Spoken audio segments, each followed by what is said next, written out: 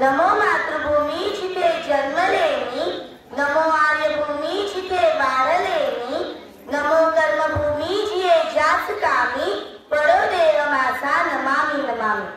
परमपवित्र माझ्या या मातृभूमीला माझा नमस्कार. सन्माननीय व्यासपीठ आणि इथे जमलेले सर्व शिवप्रेमी, मी प्रचिती विकास शेट्ये, इयत्ता 6वी.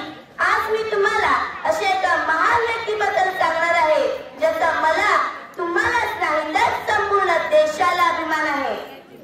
सह्याद्रीच्या कुशीतून एक हिरा चमकला, सह्याद्रीच्या कुशीतून एक हिरा चमकला, भगवत्या चंदनाचा शिवनेरीवर प्रगटला, भगवत्या चंदनाचा शिवनेरीवर प्रगटला.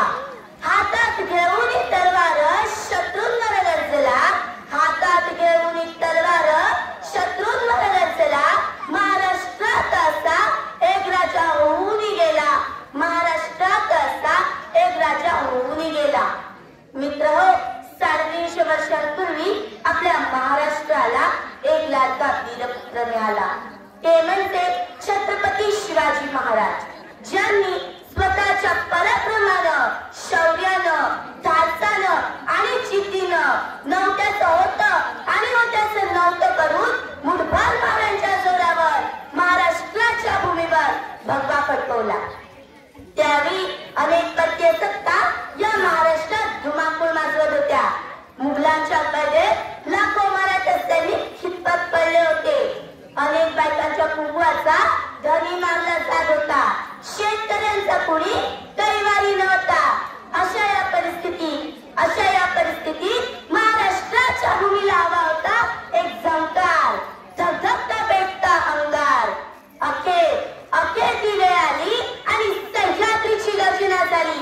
19 फेब्रुवारी 1630 या मंगळदिनी शिवनेरीवर एक तारा चमकला.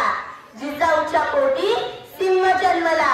मानाचा देश अश्व छत्रपतींना ज्यांनी मराठी मातीत भगवा झेंडा रोवला, ज्यांनी मराठी मातीत भगवा झेंडा रोवला. या त्यांच्या कार्यात तानाजी मालुसरे, बाजीप्रभू देशपांडे, येसाजी, नेताजी यांसारख्या अनेक सवंगड्यांनी आपल्या प्राणाचे बलिदान देताना मागे पुढे पाहिले नाही.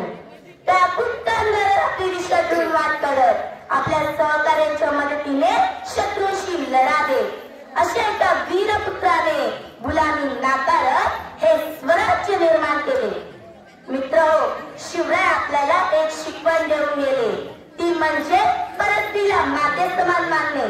पण दुर्दैवाने आजकालची पिढी रस्त्याने जात असलेल्या परस्त्रीची छेड करताना दिसते.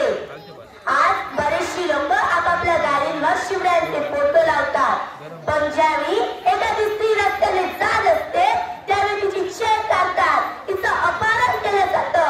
अशा बातम्या ज्यावेळी टीव्हीवर येतात ना, त्यावेळी मला वाटतं गाड्यांवर शिवरायांचे फोटो लावून तर शिवभक्त असल्याचे मिळवण्यापेक्षा मनात शिवरायांचे शिव विचार आत्मसात करा. त्यावेळी शिवरायांना खरा अभिमान वाटेल. अरे, गड किल्ले म्हणजे काय?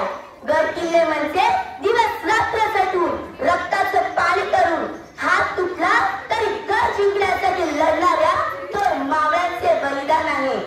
ज्या शिवरायांनी परस्त्री माते समान मानली, त्याच शिवरायांच्या गड किल्ल्यांवर मुलींसोबत घाणेरडी कृत्य केली जातात. त्याच शिवरायांच्या गड किल्ल्यांवर आपलीच नावे करून गलिच्छ केली जातात. हेच आहेत का आपले शिवविचार? काय वाटलं ते शिवाजी महाराजांना? याचा विचार केलाय का आपण? अरे, छत्रपती शिवाजी महाराज म्हणजे 36 हातींचे बळ असणारे, त्रस्त मोगलांना करणारे, परत फिरणारे, तिन्ही जगात जाणणारे, शिस्तप्रिय वाणिज्य तेज, जिजाऊंचे पुत्र, मग महाराष्ट्राची शान, हार न मानणारे, राज्याचे हितचिंतक, जनतेचा राजा म्हणजे छत्रपती शिवाजी महाराज. विजय सारखी तलवार चालून गेला, हृदयात छातीने हिंदुस्थान हलून गेला. वाघनकांनी अफजलखानाचा पोतळा पाडून गेला. मुठभर मावळ्यांना घेऊन हजारो सैन्यांना लढून गेला. स्वर्गात गेल्यावर देवाविचारात झुकून मुजरा केला. असा माझा मत मराठा शिव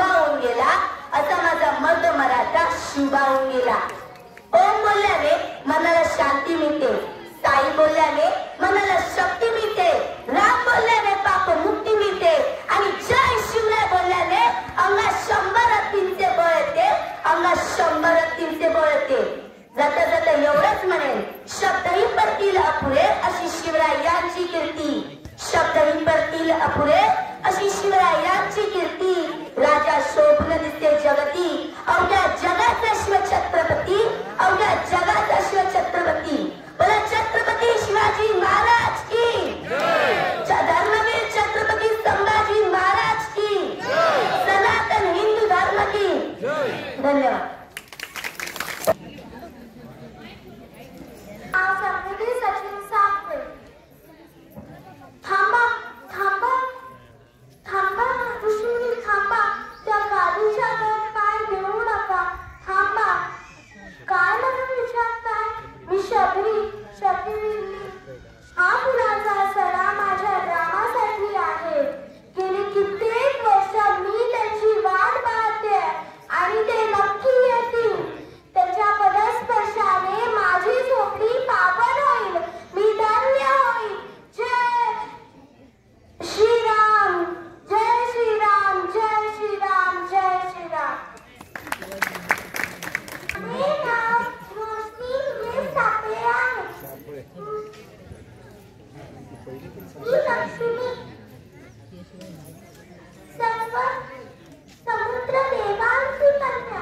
मला महालक्ष्मी, वैभवलक्ष्मी, धनलक्ष्मी अशा विविध नावांनी ओळखले जाते. जिथे सुख, प्रेम, शांती असते तिथे मी असते. जेव्हा कोणाच्या घरात मुलगी जन्माला येते तेव्हा लोक म्हणतात लक्ष्मी आली. जिथे स्त्रियांचा सन्मान होत नाही तिथे मी राहत नाही.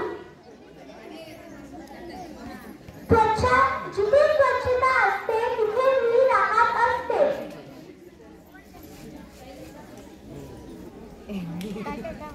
स्वच्छता फक्त बाहेरच्या परिसराची आणि आपल्या शरीराचीच नाही तर मनाची सुद्धा असावी लागते.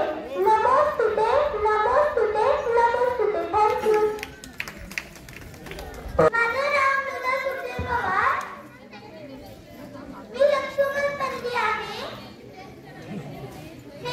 हे वाद्य प्रभू जगन्नाथ शक्तीने मी इथे अशी ओळ आणली आहे की जो कोणी ही ओळ पार करण्यास धाडस करेल तो जळून भस्म होईल.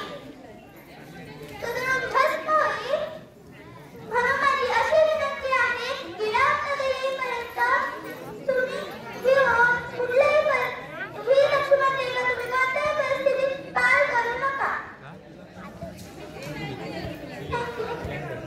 मी आज सीताबद्दल आली आहे. मी सीता, जनक राजाची मुलगी, मिथिलाची राजकुमारी. प्रभू श्रीरामांसोबत माझे स्वयंवर झाले. मी पतिव्रता नारी आहे. संस्कार हाच माझ्या शृंगार आहे. प्रभू श्रीराम आणि लक्ष्मण यांच्यासोबत 14 वर्ष वनवास पुरला. तिथेच रावणाने कपटाने माझे हरण केले. परंतु तरीही श्रीराम भक्त हनुमान, प्रभू श्रीराम आणि लक्ष्मण यांनी रावणाचा वध करून मला वाचवले. परंतु तरीही मला अग्निपरीक्षा द्यावीच लागली आणि अग्निपरीक्षा देताना मी आत्मसन्मानासाठी धरती मातेमध्ये समावून गेली. थँक्यू. स्पर्धकांना विनंती आहे की रंगमंचाच्या डाव्या बाजूला आपण उपस्थित राहायचंय. सादरीकरण करतोय आता आराध्या प्रमोद घरी.